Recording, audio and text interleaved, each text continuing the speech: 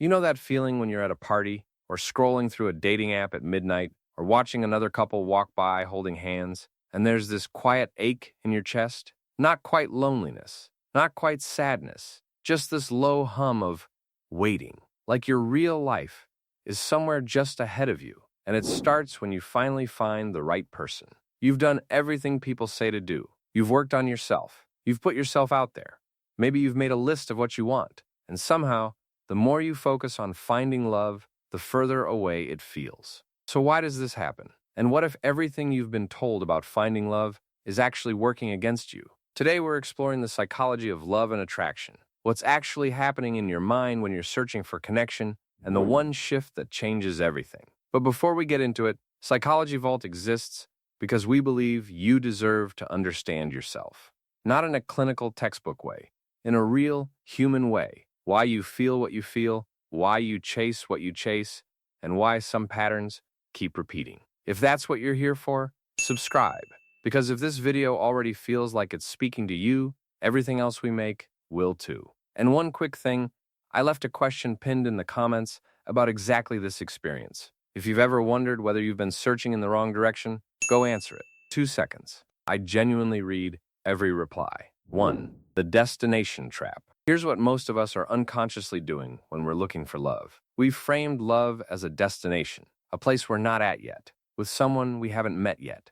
Psychologists call this a future orientation bias, which basically means our brains lock onto a future state so intensely that the present moment starts to feel like a waiting room. And when you're in a waiting room, you're not actually living, you're just marking time. And here's the thing, people who are fully in their lives, genuinely engaged with what they have right now, are magnetically attractive to be around, because presence is rare, and rare things draw people in. You were never supposed to find love. You were supposed to become someone love finds naturally. 2. The anxiety that disguises itself as chemistry. This is the one that usually makes people go quiet for a second. When we feel intensely drawn to someone early on, we tend to call it chemistry. But what we're often feeling is actually something psychologists call anxious arousal, a state where uncertainty, unpredictability, and emotional distance trigger a stress response in our nervous system that our brain misreads as excitement. Dopamine, the brain's reward chemical,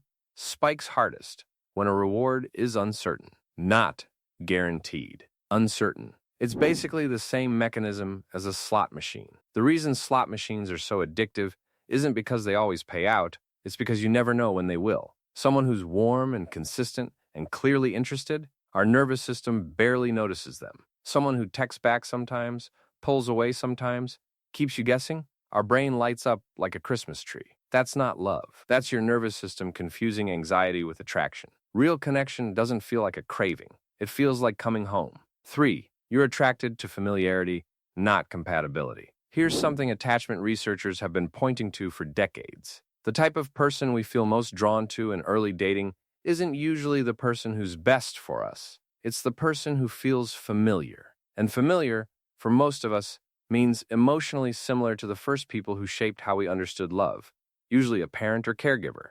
Psychologists call this a relational template, an unconscious blueprint your brain uses to recognize this is what love feels like. If love growing up felt warm and safe, that's what feels normal and good now. But if love growing up felt anxious, unpredictable, or hard to earn, then someone who keeps you at arm's length might feel more right than someone who actually shows up. Think of it like your Spotify algorithm. It keeps recommending songs that sound like what you've already played, not necessarily what would become your new favorite. Your relational template does the same thing. It recommends what it already knows. Compatibility isn't about sparks. It's about whether someone's nervous system helps yours feel safe. 4. Attachment style is the hidden filter on everything.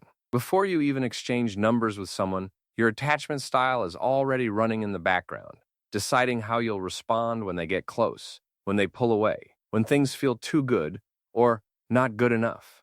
Attachment theory, first developed by psychologist John Bowlby and expanded since, describes the emotional blueprint we carry into relationships. And there are basically 3 adult patterns: secure, anxious, and avoidant. In anime terms, think of it like chakra types. 2 characters with compatible chakra types work in sync. Incompatible types keep clashing, not because either one is bad, but because their systems were built differently. An anxiously attached person tends to chase closeness and fear abandonment. An avoidantly attached person tends to pull back when things get too intense. And these two often end up together. Because the anxious person's pursuit feels like exactly the intensity the avoidant person is used to, and the avoidant's distance feels like exactly the uncertainty the anxious person mistakes for chemistry. Knowing your attachment style isn't about labeling yourself.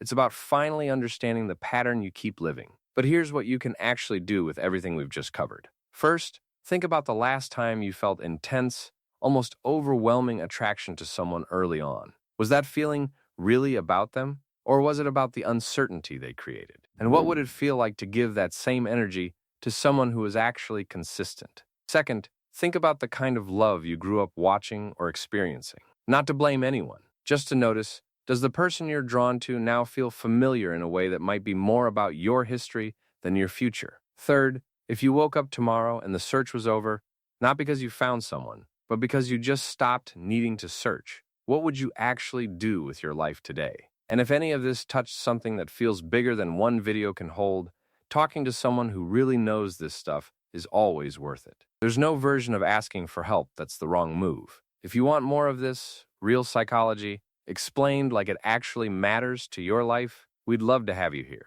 Subscribe, and we'll keep showing up for you. Thanks so much for being here, and until next time, take care of yourself.